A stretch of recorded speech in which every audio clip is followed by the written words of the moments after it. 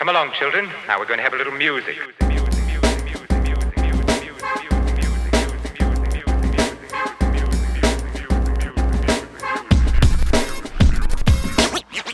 What is up, guys? We just came out of watching Shang-Chi. We got the crew back live in person.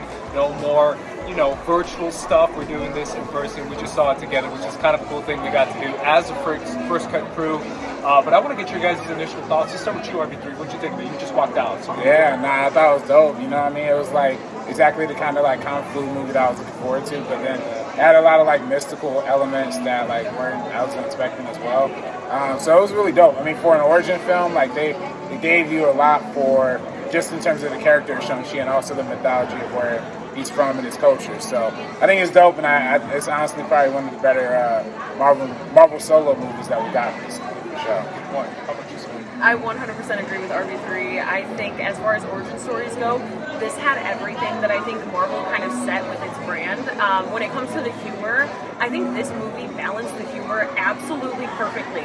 Because sometimes it could take you out, sometimes it could be a little cheesy, but I really, really enjoyed it in this film. So from the humor to the action, all the performances from the main cast, I was genuinely stunned by how invested I was in this story, and the fact that MCU continues to add daddy issues into everything.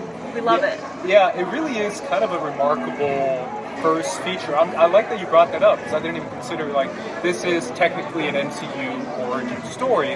What I like about it is that although it does have similar formulas as the other Marvel films, the third act, even though it does have a lot of CGI, feels different. It just feels so, uniquely, in that culture and in that vibe that it's introducing. And I also love that they kind of, it's not a spoiler saying they introduce, dimension stuff. You see Wong in the trailer, so you know they're doing dimension stuff in there. So, dimensional worlds, dimension hopping, all that kind of stuff, that's always been a part of the Marvel comics that has never really been touched upon unless it's Doctor Strange gets touched upon in this movie.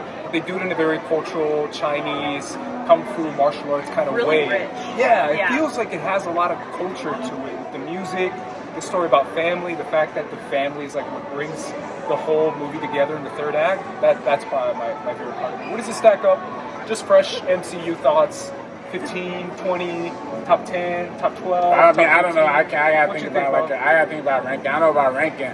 But I will say, in terms of solo movies, definitely in terms of solo intro movies, definitely there's probably the first Iron Man. There's Black Panther, and I like Ant-Man, but this is definitely better than Ant-Man. That's a little more to clear, bro. That's like a hop.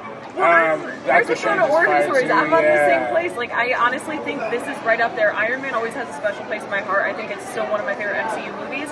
Iron Man, Black Panther on the same level. Shang-Chi right underneath it. I think definitely I'm excited to give it another rewatch. But I think it's really complex, layered. I think it tackles a lot of really interesting ideas, even grief. All these different things. And that's why I think having all that substance really makes this work as well as it does. And that's why the CGI doesn't bother me in this one, because there's so much substance that I'm this is a lot to latch onto. As corny as people might consider certain things to be, I really love the idea that family can give you superpowers, which is kind of the idea of this film. When it comes to the Ten Rings and when it comes to when we find out who Shang-Chi's mother is, I feel that is a really cool aspect of the film, and the idea of family coming together, because that's a very Asian thing. That's a cultural, traditional thing, is the idea of passing something down to your son's son and your son's son. And it's that dynasty thing that is a big part of Chinese culture.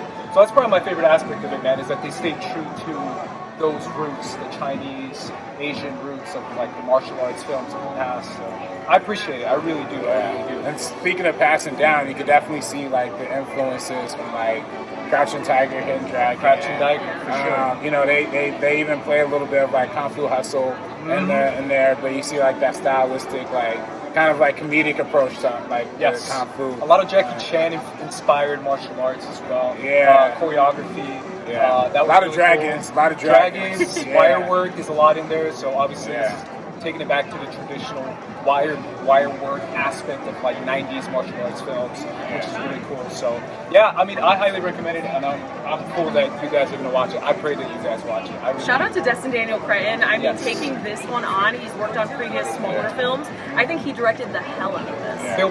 Bill Pope, William Pope did The Matrix, did Spider-Man 2.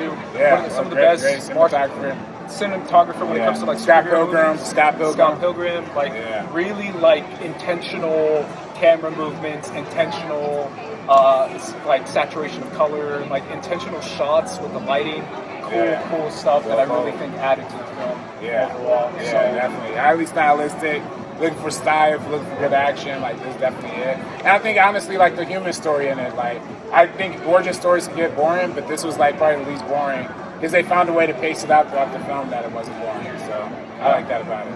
For sure. Alrighty guys, overall we really enjoyed this film. Let us know what you thought in the comments down below. We will also possibly maybe do a spoiler review coming up in the later future, so make sure you guys stick around for that. But either way guys, make sure you subscribe to First Cut and follow RB3 at Director RB3. Sabrina X Monica on Twitter and Instagram, also Sabrina on Film on Twitter.